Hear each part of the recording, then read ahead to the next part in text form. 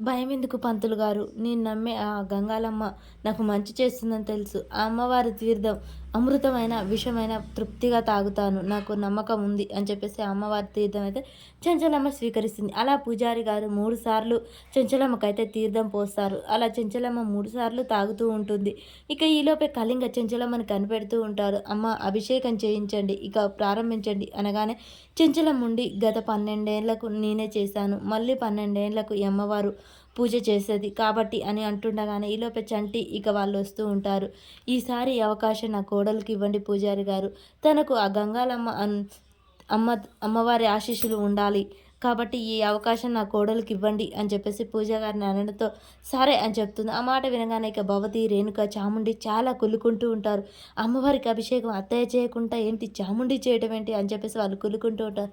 సరేనమ్మా మీ ఇష్టం అని చెప్పగానే అలా చెంచలమ్మ అయితే దండం పెట్టుకుంటూ ఉంటుంది. ఇక కళింగ చూస్తూ ఉంటాడు. చెంచలమ్మకు మత్తుగా ఎక్కుతుందా లేదా, విషం ఎక్కుతుందా లేదా అని చెప్పేసి అక్కడ దూరంగా ఉండి కనిపెడుతూ ఉంటాడు. ఈలోపే చెంచలమ్మకైతే కళ్ళు తిరగడం స్టార్ట్ అవుతూ ఉంటాయి. అమ్మ సింధూర నువ్వు అభిషేకం చేయి అనగానే కళింగ పదండిరా అని చెప్పేసి ఇక చెంచలమ్మ దగ్గరికి వస్తూ ఉంటాడు. ఇక సింధూర అయితే అభిషేకం చేస్తూ ఉంటుంది. చెంచలమ్మ ఒక్కొక్క మెట్టు దిగుతున్న కొద్దీ తన ఒళ్ళు తూలుతూ ఉంటుంది, కళ్ళు తిరుగుతూ ఉంటాయి.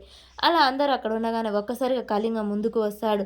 చెంచలమ్మ అని గట్టిగా అరుస్తాడు. ఏంటి నన్ను గుర్తుపట్టావా అని చెప్పగానే భవతి, రేణుక, చాముండి గజగజ వణుకుతూ పక్కకు తాగుతారు. ఇక చెంచలమ్మని చూసి కళింగ అని గట్టిగా చెప్తూ ఉంటుంది. చెంచలమ్మ నన్ను జైలుకు పంపించావు, ఆ రోజే నిన్ను నరికి పారేస్తానని శపథం చేశాను, అన్నట్టే ఈరోజు నిన్ను చంపేస్తాను అని చెప్పేసి ఇక కళింగ అయితే అక్కడికి వస్తాడు. మరి చెంచలమ్మని కళింగ చంపేశాడా, అసలు ఏం జరుగుతుంది అనేది మనకు నెక్స్ట్ వీడియోలో తెలుస్తుంది.